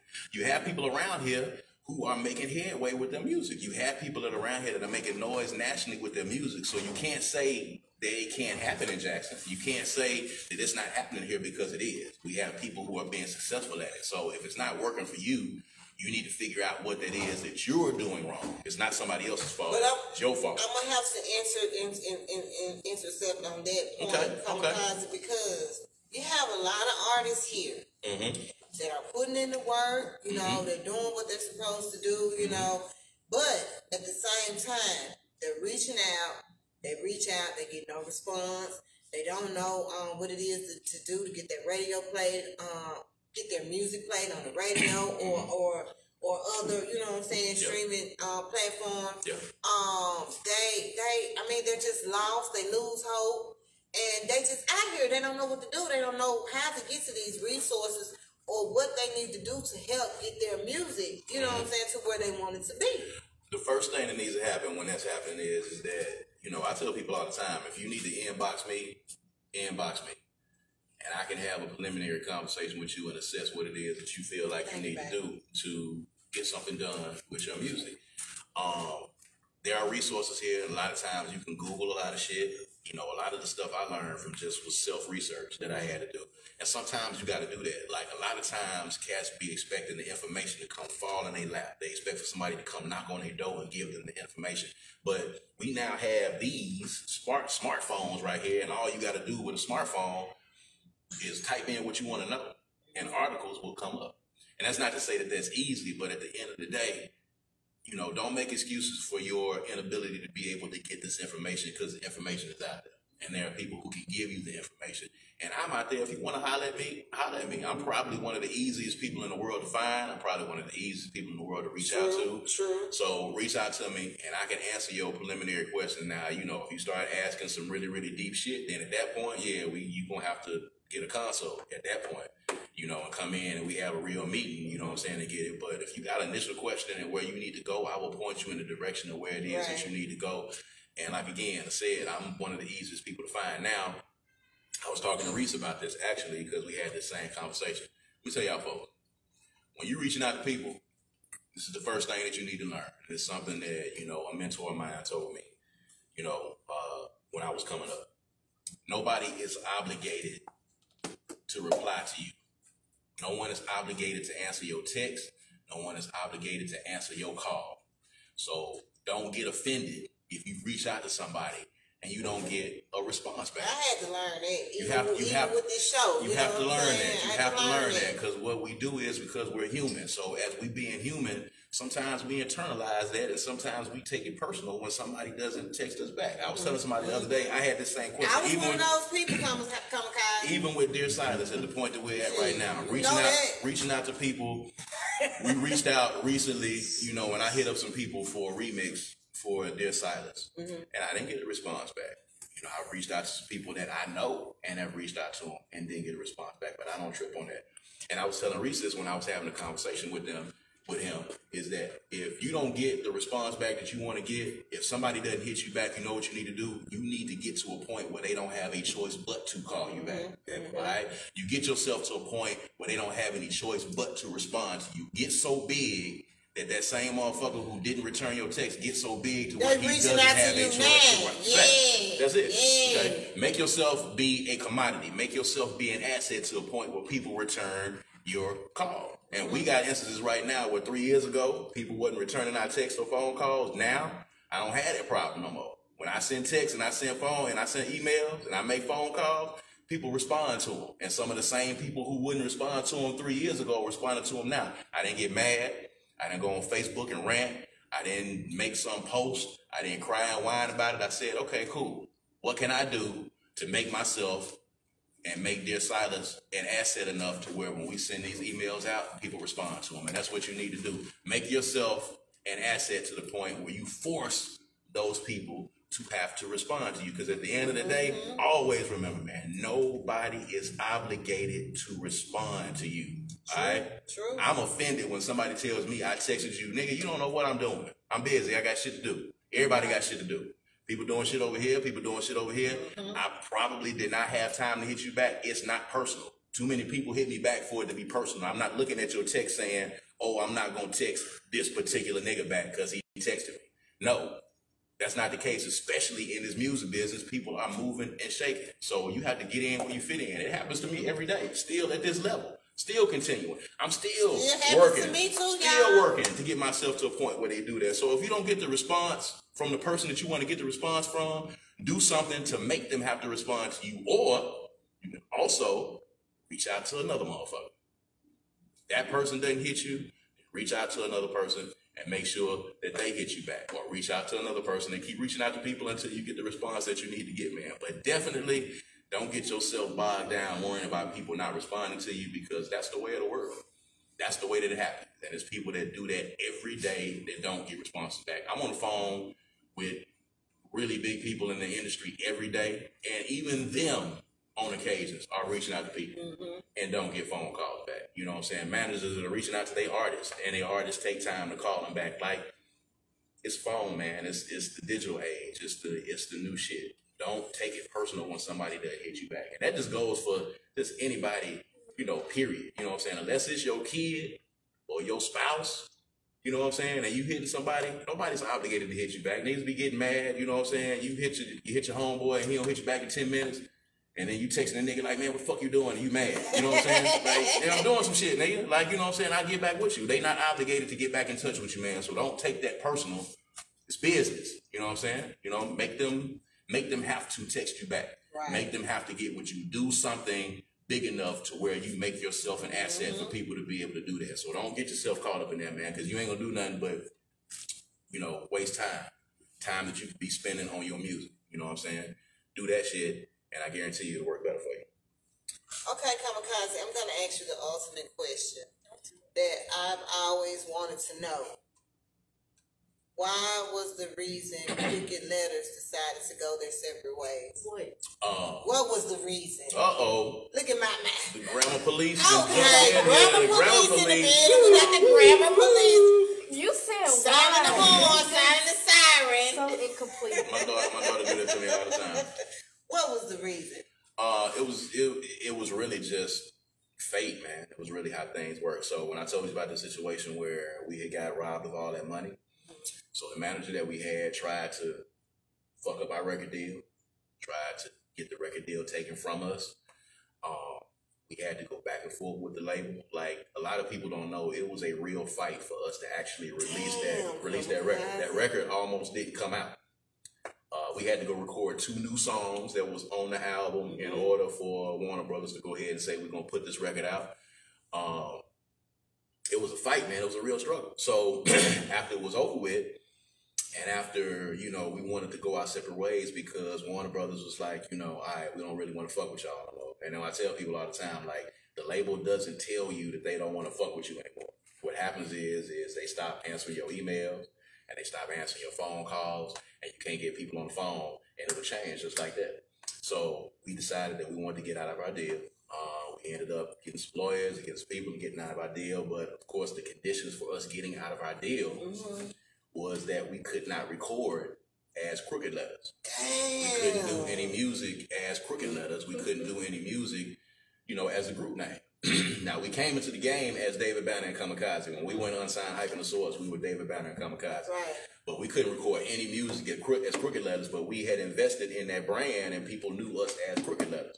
So we could not record any music as Crooked Lettaz. So we was kind of sitting, waiting for this legal situation to happen. So as that was happening, you know, Banner was a producer. So Banner was still in New York, and Banner was doing beats for Noriega. He was doing beats for Razcaz. He was doing beats for a whole lot of New York cats. And he stayed in New York, and I came back to the house, and he ended up starting to do beats, and he ended up making beats for a lot of prominent people. So he ended up, you know, bartering, you know, his beats as anybody would do for features. He was bartering his beats to get people on his records and his songs. And that's how he ended up, you know, eventually being in Atlanta. And Like a Pimp broke in Atlanta. And when it happened, it wasn't something that was expected. It wasn't something that we was hoping it would do. But, you know, as we were waiting to get ready to start recording a new record, Like a Pimp broke. And when Like a Pimp broke, he ended up getting his deal with Universal. And things just went up there. And the time never connected for us to get back together and do another record because, of course, my partner has this opportunity for this $10 million deal to do this thing, do your thing. So he did his thing, and we just never had the time to get back together to do another record. And then once, you know, Like a Pimp started taking off and he was traveling, then I started my independent label, and I started Hourglass. And then, you know, I did my album. I did Two Broke the Ball. I did Bust Your Head to the White Meat. So I did my thing. Was my shit. Two Broke to Ball was my shit, y'all. I did. I appreciate it. I did my thing. So, you know, we started having successful solo careers. So, you know, I sold 30,000 copies of Two Broke the Ball, like, you know, CDs in the stores all across the South. You know what I'm saying? I had the #1 record. Shit, I think in I a whole still bunch of got different that at states. home. Yeah. So, I mean, you know. Was that in that box of CDs, Two Broke the Ball? I think it was. I tell everybody, man, like I sold 30,000 copies of Two Broke the Ball. Yeah, it was in there. It's in there. It's in there. Yeah, I made close to $250,000. on that Damn, Kamikaze. Yeah. Let me hold some. Nah, Shit. I lost. You got a quarter on me. I lost every cent of it. Shit. I lost every dime of it. It's one of the reasons why I'm so intent on people knowing the business. Those were mistakes that I made. I made $250,000 and fucked all of it off. Lost every bit of it. You know what I'm saying? After selling those records. So, you know, it was again peaks and valleys. You know, you learn your lessons. You know, that was a like, you know, people talk about microwave blessings and they talk about this is real life, y'all. You know this is real life. So, you know, people talk about microwave blessings and they talk about long-term blessings. And that $250,000 was a microwave blessing because it was real hot for a second and it got cold real fast. You know, I just saw this on TikTok the other day, and that Dear Silas posted this thing. You know, when you warm stuff up in the microwave, it gets real hot real fast, but it'll get cold real quick. Like when you put food in the microwave, you got to pull it out and you got to eat it real fast because it's going to get cold if you sit it. But if you warm it up in the oven, people know the difference when you warm that shit up in the oven as compared to the microwave. That be some hot shit right there. You warm it up in the oven, that heat got a chance to get through and get all the way in there, all the way through the middle. It's going to stay hot a much longer time. So, you know, I look at it as that was one of those microwave blessings that was taken away from me really fast because I didn't know what the hell I was doing. I was cocky and I had all this money and I fucked all of it off. And I went from having a record deal at Crooked Lettaz to being broke. And then I did 2 Wrote the Ball and made $250,000 and was broke again. And then had to get myself back up to the point where we got to where we are today. And all of those is lessons that you learn so that you don't make those same mistakes. So the next time when I got that amount of money, when I got close to that amount of money and I got it in my hand, I was able to say, we're going to do this, this, and this, and we're not going to make the same mistake again that we did before. So when Silas is at the table and we negotiate deals, I can say, we're not going to do this because this and this happened. We're not going to make that same mistake again. You know what I'm saying? So it's all a learning process, man. Nobody knows everything. I'm still learning just as other people are learning. I've had more pitfalls and I've made more mistakes. So I've got a little more experience at doing this shit. I got 23 years of doing this shit, man. I learned how to do this shit. So it's just a difference. And I've made mistakes. I'm not perfect. So when I tell you some shit's going to happen or I tell you a way that you can do it differently, I'm telling you from a real life experience. I'm not trying to tell you like I'm perfect and I know everything. I'm just trying to tell you that, nigga, I done made these same mistakes. And I don't want you to make those same mistakes because they can have you in a bad way. You know what I'm saying? And everybody ain't able to dig themselves up out of that hole. You know what I'm saying? When it happens. So, you know, it's life, man. It's life. It's real life. So tell us what's next for Brad Franklin. I mean, we're going to, got these new Dear Silas records that we're going to put out. Allie Baby's finna put out a new record by the end of the summer. We're getting ready to go on the road with Dear Silas. We're getting ready to tour. We've got some really, really dope partnerships that we are working out with Dear Silas that y'all gonna be hearing about. Of course, we got the play. I know he talked about that when he was here. So we got The Day I Died, the musical. You know, Dear Silas is going to have a touring stage play musical that's going to be out. We are actually now, because of demand, we had 800 submissions for the play from all over the country. That's awesome. So we're going to do a live audition in Jackson. We're going to do one in Jackson and we're going to do one in Atlanta. I still want I'm trying to be in that thing, man. All right, so you're going to get the word. So you're going to come in there and they're going to give you, you know what I'm saying, what to read from. But we're going to probably do, you know, one audition in Jackson and one audition in Atlanta just the last time. And just to see, you know, if there might be some diamonds in the rough that we need to get to play these parts. So we're going to do that, man. But the play is coming out. We're going to be on the road with the play. You know, he's got new music coming out. We got some other partnerships that you're going to be, you know, hearing about really, really soon. We just, you know, entered into a partnership for those of you that know Cortez Bryant, who's, you know, Lil Wayne and Drake's manager. Cortez Bryant is now a part of our team, and he's now a part of the Dear Silas team. So, you know, we are getting people, you know, very important, high-powered people who are recognizing what Dear Silas is doing and want to be a part of it because this nigga is finna be that nigga. And I'm just telling y'all that not because I manage him, but because what he's doing right now in the industry is unprecedented for Mississippi. And it's going to be some big shit, and it's going to open doors for a lot of folks, man. So, you know, y'all can be looking for that, man. And we just going to continue to keep moving. It's the charge on first. And don't forget about I Don't Care Anymore. Yeah, man, the new video's out right now, and it's doing really well, man. And we got something really dope coming up. The I Ain't Stressing Today video is about to drop as well, man. So we got a lot of content, man. If y'all follow Dear Silas on social media, y'all know what he do with the content, man. Y'all know what he does. He's always putting up some dope shit and some creative shit on his content. Follow him. It's at Dear Silas on all platforms. Facebook at Dear Silas. Instagram at Dear Silas. TikTok at Dear Silas. Twitter at Dear Silas. And you're going to see some dope comments, because some dope content, and you're going to see some dope comments, and you're going to see a lot of cool, creative shit. There's nobody fucking with him in the lane that he's in right now, man. And we doing it all from right here in Jackson, Mississippi. We're not going anywhere. Our team is from Jackson, Mississippi.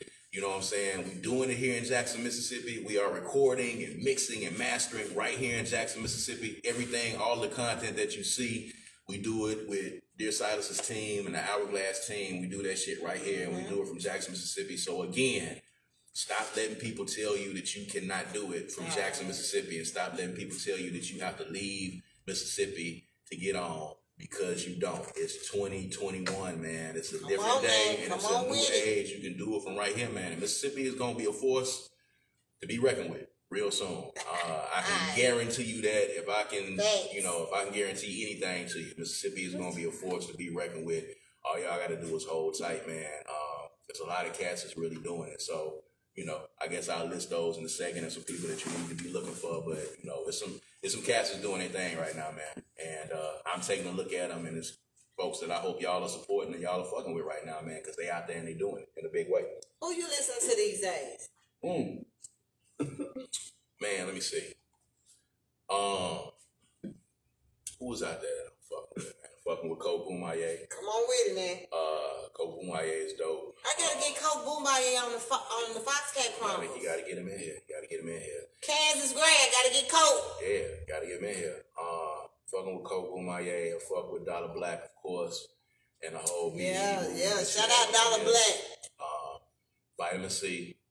I'm working on getting her on the show. Young Jules, I fuck with them. Shout out to Young Jules. I'm fucking with Akeem Ali. Shout out to Akeem, man, for sure. Akeem is doing his thing as well. And I'm talking about people like, when we in these boardrooms and we in these meetings, these are people whose names are starting to ring. Okay. Talking about these folks. So, I'm talking about the people that, when I'm in other places and I hear people talking about artists, these are the people that I hear them talking about. So when I say, what I'm saying, that's on the cusp, this is what I'm talking about. Right. These are people when we on our conference calls and DJs are calling us and we are in New York or we in LA, people are asking us now about, hey, I saw this guy. Or hey, I saw that guy. Or hey, I saw that guy.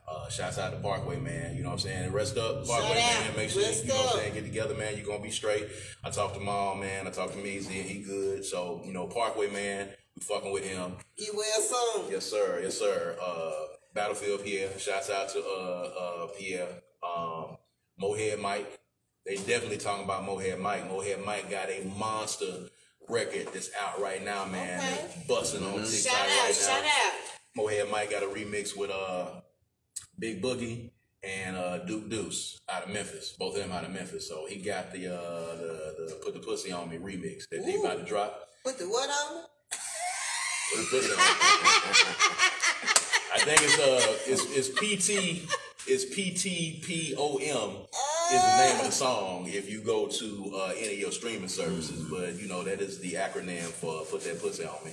And he got the remix. And actually right now, like Mohead Mike is probably the name that's bubbling the most because you got that record popping right now. So if y'all ain't listening to Mohead Mike, make sure you go do that as well because he is doing his motherfucking thing, man. You got to make sure that you fuck with him. Who else out there, man, that's doing their motherfucking thing, man? That needs to be checking out. Let me think. There's so many people, man. There's so many people. Jackson hot right now, like real hot. It's really hot. Out West too. You know what I'm saying? He doing his thing. Gotta get him on the show. Yeah. Out West too doing his thing. Zeke. Zeke doing his thing too. Did you tell me about him? Yep, Zeke doing his thing. these are a lot of the young cats, man, that I see bubbling and people talking about. Shouts out I gotta go back through my list. Shouts out to Dono Vegas. Shouts out to Shout out Vegas. to Vegas, man. We just had Vegas on the show. Vegas was just on the show, man. Shouts out to Vegas. Vegas is a really dope MC. He doing his motherfucking thing. Yeah. And you know, and they are motherfuckers. When I'm other places, I'm hearing the names bubbling, man. I'm hearing people talking about it, man. But I'm seeing a lot of cats doing their thing, and I'm seeing a lot of cats, you know what I'm saying, clicking up and getting together and working together. The unity is happening. I'm seeing people getting together and work together. And, you know, people always say that, you know, the cats around here ain't working together, but they are. You know, it's happening. You know what I'm saying? There are, you know, songs and conversations and business dealings that happen right now. Shouts out to Tricky, Tricky 45. What do you do, Tricky 45, Black Magic? Yeah, Tricky out there doing his thing. Shouts out to Savvy.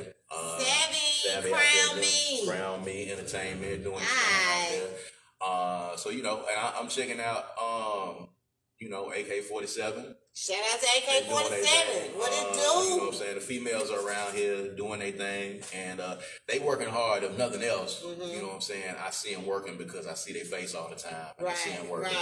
And I see them out here, you know, putting in the work and making sure that they are visible. That's one of the main things that you need to be able to do is get out there and work. And, you know what I'm saying? And I seen the cats who was, you know, doing the thing out there in Bolton, out at the spot out there, you know, Snap and Mookie. Shout out, Mookie Montana, KO Famous, all them OG doing their Snap. thing, and Kenyon doing his thing, Kenyon, what it do? Christopher Wright, all them. I mean, you know, I'm seeing cats.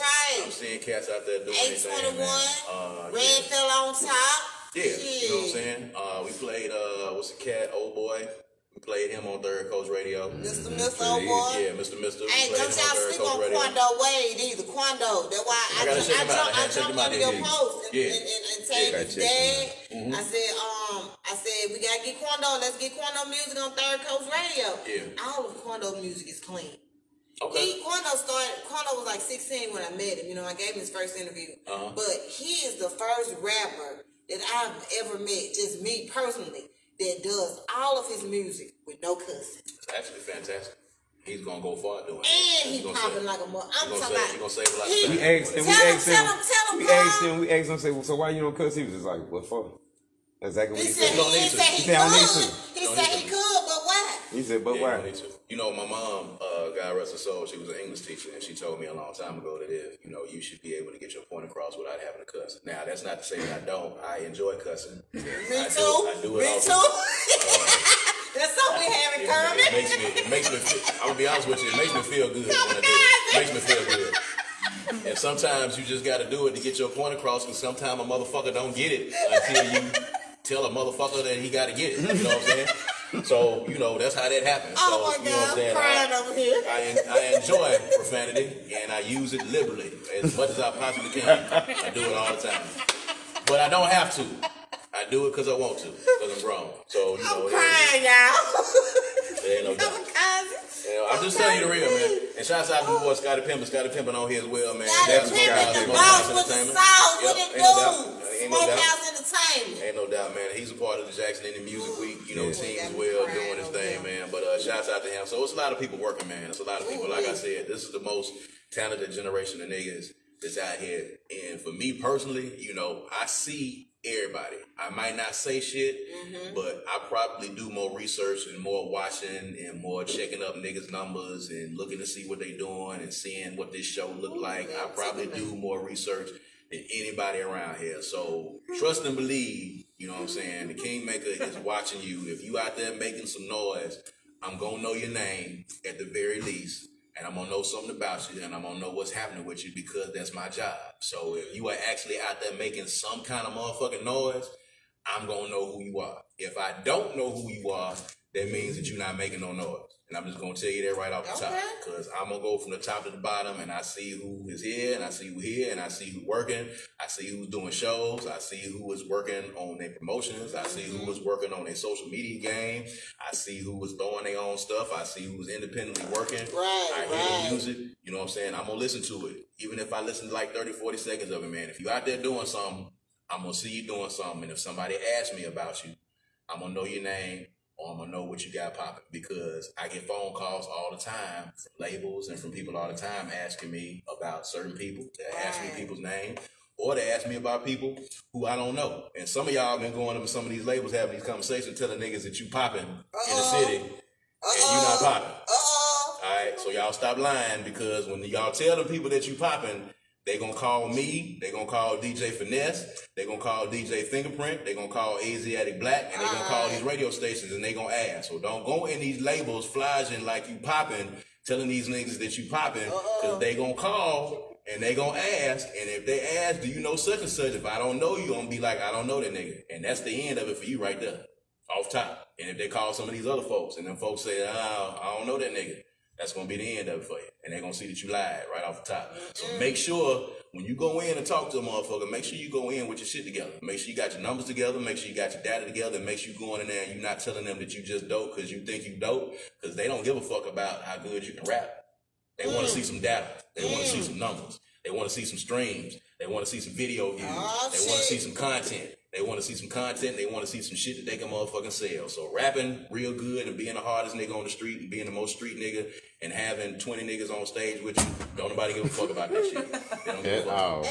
They don't give a fuck about that. They give a fuck about raw data, and they give a fuck about results, and they give a fuck about those numbers, man. So y'all need to be paying attention to that shit. It's important. If you're not up on the streaming services, get yourself on the streaming services, man. Like, hang your business together, bro. There's so much shit that we can go into.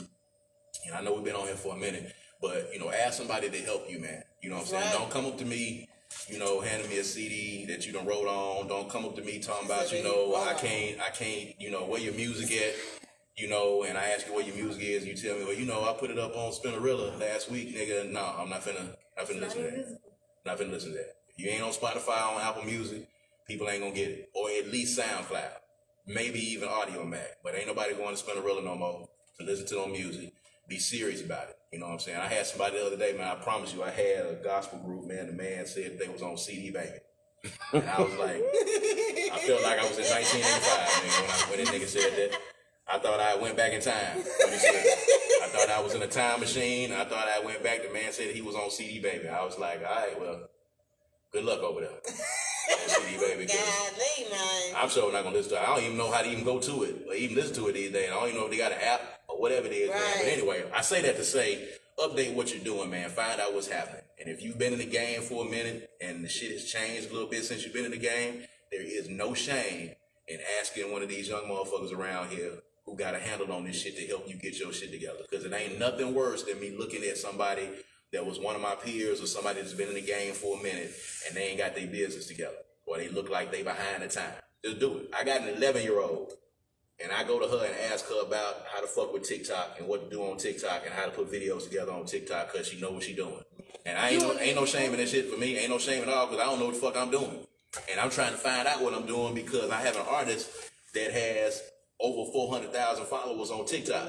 So, you know, I'm learning the game from him, and I'm learning the game over here as well, and I'm learning the game so I can help to give the game to someone else at the same time. So I don't have no problem. I ask my kids all the time, who bubbling, who you listening to over there, who you listening to over here, who I need to follow, who I need to look at, you know what I'm saying, what's this, what's that. You got to keep up, man. The shift in music comes every 3 to 5 years. Every 3 to 5 years, it's going to be some new shit, some new technology, some new music, some new ways that shit is gonna happen. And if you ain't on top of it, you're gonna be left behind. You can't be talking about shit 5, 6, 7, 8 years ago, man, because you're gonna be looking crazy. So this shit changes up, man. You gotta be on top of it. Facts. Big old. You gotta be on top of it. Facts. For sure. Kamikaze, I have absolutely enjoyed. I appreciate it. Thank you for having me. Like, seriously. On the new set. Like, on the new set here, Designer's Grill, petty y'all. as petty is, baby. Petty. The old hamps, man. The old hamps, come on in here. I made it, y'all. I made it. Y'all see how he do. I made it, y'all. If my baby's watching, baby daddy made it. I made it. The Designer Grill, I done made it up here to the stage. You know what I'm saying? Next time. So, you know, if you don't want to hear this, next time that you move to the next position, because the next thing for you, you know, and I done seen, you know, I watched you before I got on the Fox Cave. I watched you come on, and I watched you grow from, you know, doing it at your crib to doing it right now. And I was telling somebody the other day that when you are intent and purposeful in what you're doing, and you don't give a fuck what anybody else had to say about it, it don't matter. You did your thing the way that you wanted to do it, You continued on, and you got to the point where you got sponsors. There's a lot of niggas out there that's been doing this blog shit and podcasting forever, and they ain't got sponsors. Right. They ain't got people that's kind of contributing to what it is they're doing. You know, you have connected, and you worked your way up, and you didn't whine about it. You just come here and you just did your shit, and, you know, did what you was doing. So, you know, the next move for you is going to be taking this into a studio somewhere else, getting another space or getting an office space for you to be able to do this. That's the next move. And I'm just saying, when you do it, you know, I need to be at that spot. When you get the TV I know it. I just need to be in that spot when you do it. That's all I'm saying. You know, at that point, just make sure I'm there. Don't leave me out. So petty, don't leave me out. I'm don't so leave me serious, out. Man. I missed the first Fox tape. I'm still mad about that, man. Look. Let me tell y'all how she did it, man. You know, she was doing the Fox tape thing, and it was my turn to do my show. We did ours at somebody else's house. Kamikaze. I wasn't even at the Fox cave. So I never even got to go to the old Fox cave to the house, man. You know what I'm saying? The niggas was over there blowing and drinking and having a good time. I missed all that good shit. I missed all of it. Missed every bit of it. Missed all of it. Missed all the good chiefing and all the good drinking over there at the Fox cave. I was at somebody else's house. And then, after I did that, I looked up, and then she was over here at Designer Grill with the sign in the back, got the mics over here, got the lights out. I ain't even been over here. I had to come over here with Silas for her to ask me to be on the show. She wasn't gonna even have it. So, you know how that goes. I'm so through, y'all. I can't even host. I swear. You know how they do, man, when they get big. That's how they do, man. They leave all the little people behind. Ain't nobody big, man. Hey, man, you big, man. So, I had to come back. I'm trying to. You doing the thing, man. You know what I'm saying? I appreciate what you're doing. Just keep doing what you're doing. You took notes. You know what I'm saying? You been pulling the notes out. You got the questions. You done asked me for other stuff besides music that I wasn't even prepared for. Mm-hmm. Yeah. Kamikaze, how can the people reach out to you if they want to reach out? Man, I'm on Instagram. Mr. Franklin 601 on Instagram. On Twitter, I'm Kamikaze 601. And on Facebook, it's Brad Franklin on Facebook. You know, I got Brad Franklin page and I got the Brad Kamikaze Franklin page, which is my public figure page. So those two pages you can go to and you can check me out on those, man. Follow me on Instagram, again, Mr. Franklin 601, or Twitter. You know, I drop a little, jewel or two here and there every now and then, put a little post up, you know what I'm saying? I might be in a good mood, it might be some funny shit, or it might be some serious shit. It just depends, you know what I'm saying? If you want to get the good shit, get some of that brown, and then we'll just sit around, and it'll go down. Because we gonna clown if you want to do that, man. But I like to have a good time and have fun. Everybody tonight, I swear. You know what I'm saying? Y'all keep supporting the Fox Cave, man. Y'all keep watching the show when it come on, and make sure y'all share this show a whole bunch of times. Because I don't even really feel like she even shared my show that much when I was on here first time. Oh my God, really? You know what? I ain't gonna even get into it. Okay, stop. Now tell us what time this Third Coast Radio come on. Third Coast is Saturdays at 11 p.m. In Jackson, it's 91.3. But if you are in, if you're watching this right now, if you're in Hattiesburg or the Coast or Tupelo or in the Delta, check your local listings and see what MPB is on your dial in your area, because it's different on the dial in your area. So 91.3 in Jackson every Saturday night at 11 p.m. Shout out to the cool kids. Shout out to Kayla Renee and House of Mars. Shout out to DJ Java. Shout out to the whole Jackson Indie Music Week crew. Shout out to the Hourglass crew. Caroline. Shout out to my boy Cortez Brian and the whole Blueprint crew. Shout out to all of y'all. You know what I'm saying, man? And shout out to, all the folks in Jacktown, man. Especially the mighty North Side, West Side, South Side. Ain't no East Side, but, if you live in the eastern part of the city. What is East Jackson? Shout out to East Jackson. I don't know. East Jackson's kind of over there by where St. Dominic is. Oh, that's East Jackson? Well, that's what they say, because that's where Eastover is, right over that area. You know what I'm saying? I just drive through there. But yeah, it ain't really East Jackson. You might be talking about all the parts where the black folks stay. Probably so. It might be with it, but there's a few black folks that stay over in Eastover. Now, we done came up. You might be over there one day. You keep doing what you're doing. You might be over there one day. My niggas move out here. No, you don't need to go out here. What you mean out here? Where you going? Why I can't go out of here? Because you need to stay here and keep doing what you're doing here and keep building up. We can't keep losing all the people that's doing dope shit and taking the shit someplace else. If we're gonna build up what we're doing, we gotta build it right here. I could have been in a million places, man. Like I've lived in New York and I've lived in Atlanta. I could be in a lot of different places right now. But at some point, if we're gonna build this motherfucker up, a lot of the dope motherfuckers gotta stay here. I'm gonna stay for the culture. And build. You know what I'm saying? Not necessarily for the culture, but you know, you stand because we can't keep sending all our best and brightest to other places. You know what I'm saying? We got brain drain here, and I know it's a lot of reasons, and you know, a lot of y'all are despondent about what's happening in Mississippi and y'all want to leave. And I can understand that. If that's what you want to do, cool. But if we're going to get this shit popping, and we right there, it's popping really right now. We're going to get it there. We got to have folks that want to stay and continue to build this creative community that we got and stay here to be able to do it. You know, I stayed here and, you know, grinding my feet into the ground. We're going to stay here and we're going to make this shit happen. So we've seen it happen with Dear Silas.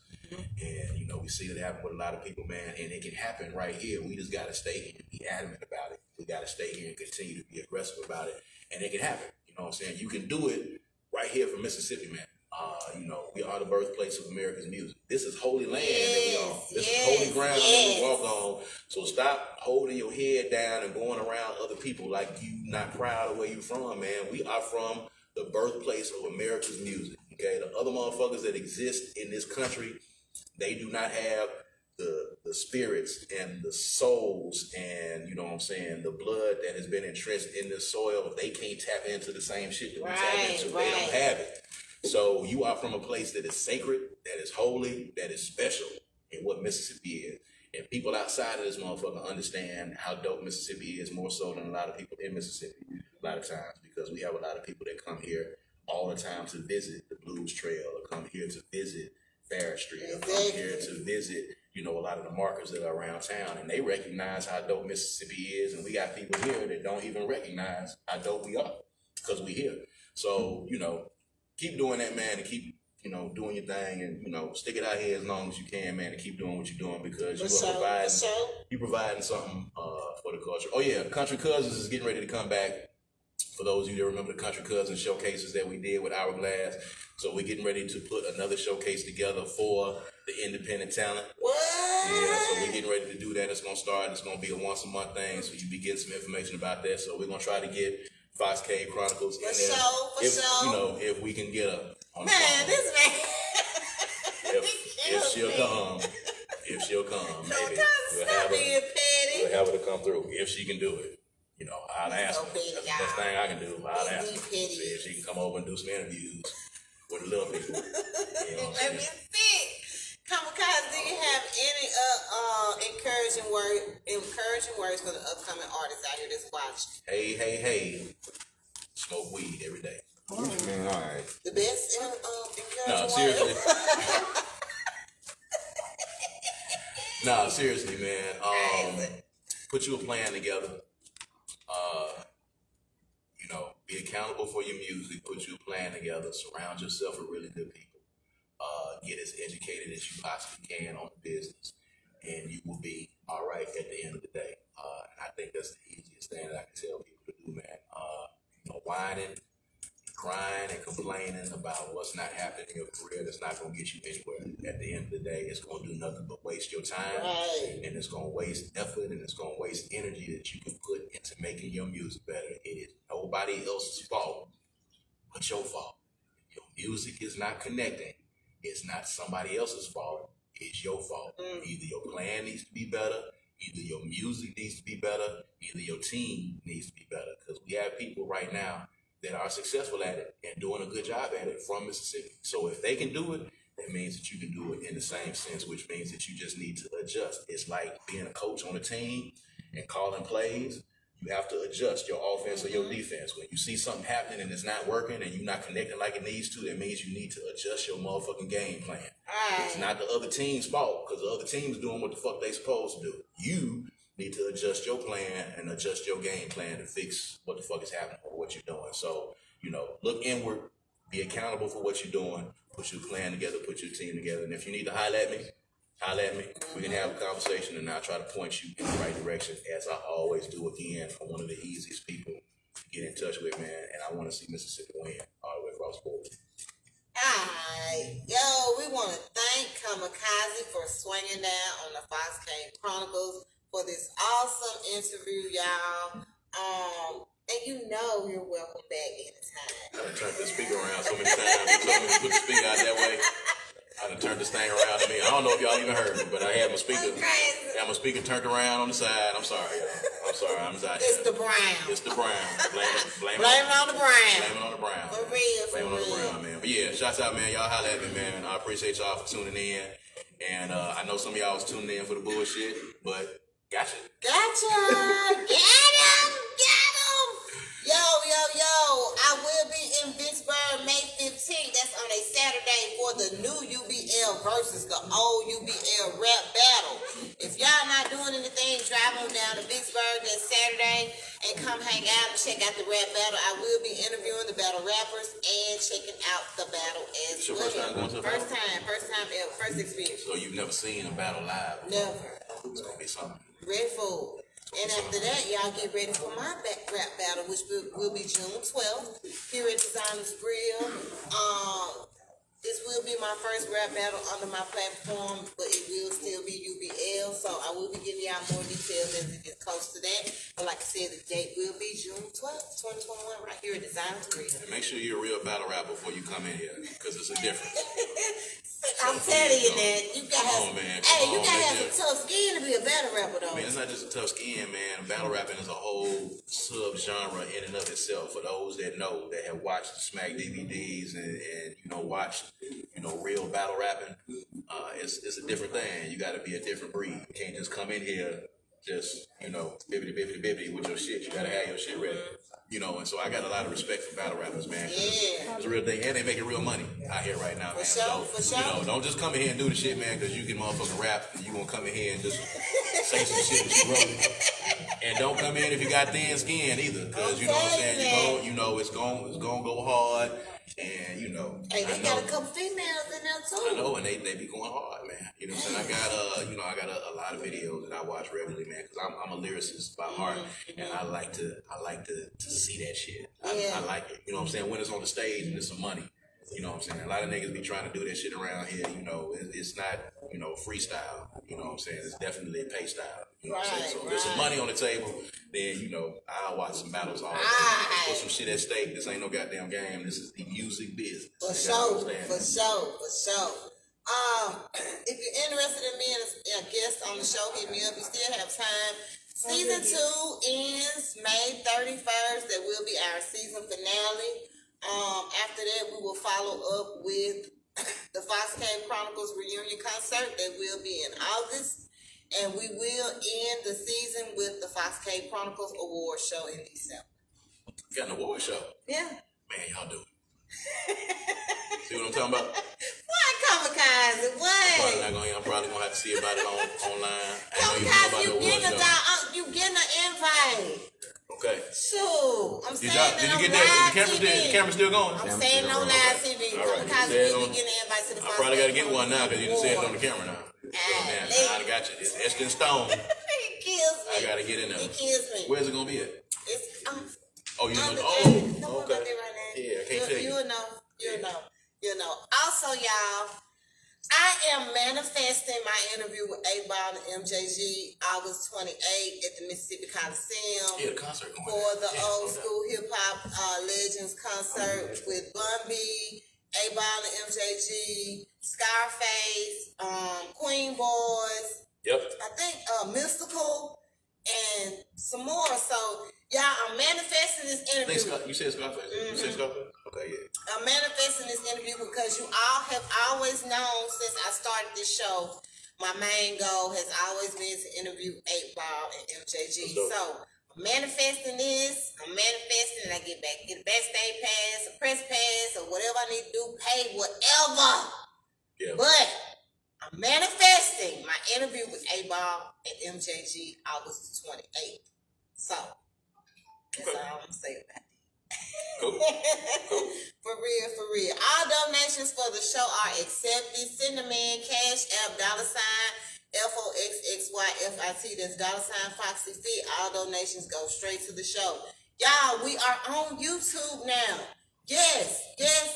Subscribe to the Fox Cave Chronicles on YouTube for the hottest interviews with Mississippi rap artists, entrepreneurs, business owners, black-owned businesses, and so on and so forth. So subscribe to the Fox Cave Chronicles on YouTube. We have uploaded all the interviews for season 1. We're almost done with season 1, to be exact. So y'all make sure y'all subscribe and go check out all the shows so you can see how the show started, and how it grew, and the levels and everything, and so on and so forth. So we're super excited about this. So subscribe. From the original Fox Cave that I didn't get. I knew he gonna say he is not gonna let me forget that, y'all. Really. But you here tonight? You're here tonight. I'm here tonight. You're here tonight. For real. Also, follow Pole Talk TV on Instagram. Join the Pole Talk TV group on Facebook. And guess what? I'm looking for a co-host for Pole Talk TV. So if there's any, I need a guy. I want a guy co-host so I can get I'm going to be the female perspective and I need a male perspective on Pole Talk TV. So if you're interested in being a co-host for Pole Talk TV, hit me up and let's chop it up. Let's chat about it. Also, the Fox Cave Chronicles mixtape will be dropping summer 2021 by my DJ for the Fox Cave Chronicles, which is DJ Freddie Lee. So, yes. All artists that have been interviewed on the Fox Cave Chronicles, please, if you want to be a part of this Fox Cave Chronicles mixtape dropping summer 2021, please send me your tracks. Send me your music, send it to DJ Freddie Lee as well, and let's get you on here. This is my first mixtape, y'all. You're doing it all, man. I'm excited about this. Multimedia enterprise. You make me so sick. You're doing it all.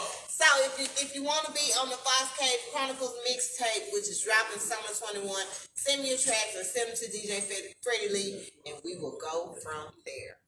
Real talk. All right. Great interview tonight, Kamikaze. I appreciate it. Thank you for having me. I think we've been on live for about 2 hours. Yeah, 2 hours. 2 hours. We don't care nothing about it. For Y'all ain't got nothing to do no way, man. For real. So y'all tune in tomorrow at 5 o'clock. We got Rain Man from Wildlife Society. Is that right? Swinging down on the Fox Cave. Shouts out to Rain Man X. For real. Wildlife Society, man. Shouts out Melody T, man. Shouts out Howard Sleeping, man. The originators, man. Respect the architect. For sure. Shout out to my team, Rooster Black, who is in the cave tonight, and Jonathan Hollis. Shout out to my daughter, Summer, who's in the cave as well. Shout out to all my sponsors, Ayana Pride, Steve Hendricks Tattoos and Piercings, Cliff Brewster, Paul Movalvo, Arthur Toy, Latoya Lawson. Pick up that Ma Sitter book series and check out all her videos on YouTube as well. Shout out to Benita Lee, Serena Davis over there at Paradise Skates and Events, 2460 Terry Road, Suite 1600.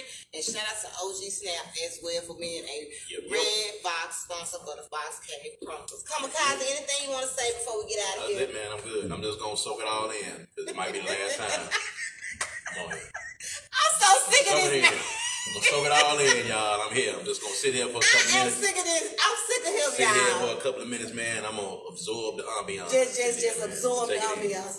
Take it in. Take it in. Thank y'all for tuning in tonight. We've had an awesome time here. And like I said, y'all, tune in tomorrow at 5 o'clock. Wait a minute, I got 2 shows tomorrow. I got one at 7. I think we got 601 Beezy's bringing his whole team tomorrow. Yeah, so we got 2 shows tomorrow. So y'all make sure y'all tune in tomorrow at 5 and 7 p.m. Thank you for being here, Kamikaze. Well, I appreciate it, man. For real. Y'all be safe out there on the street, man. For real. We out of here.